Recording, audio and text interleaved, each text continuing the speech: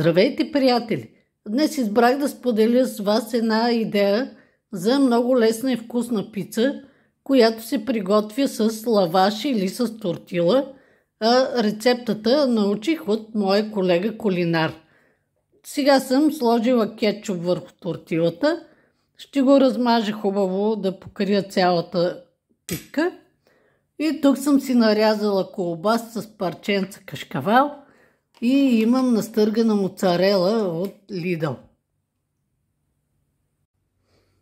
Сега ще я разпределя отгоре също равномерно от колбасите и кашкавала. И след това ще покрия хубаво с моцарелата. Така оформената пица слагам върху хартия за печене във фурната. Запичам на грил до получаване на златиста коричка. И през това време ще си оформя още 2 пици. У дома вече ухаена вкусна пица.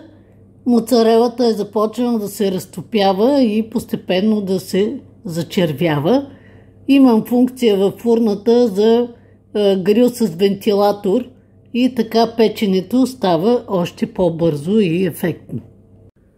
Това е готовия вид на нашата пица. Извадих я върху решетка, за да може малко да се охлади, защото в чинията ще се овлажни отдолу и ще стане неприятно за хапване.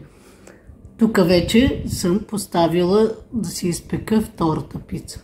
Нямаме търпение да се насладим на нашите вкусни пици, които се приготвят много лесно и може да се използват всякакви любими продукти отгоре. И сега на нас пожелавам добър апетит, а на вас приятен ден! Ако моите рецепти ви харесват, може да се абонирате за канала ми и като натиснете камбанката ще получавате известия за новите ми видеа.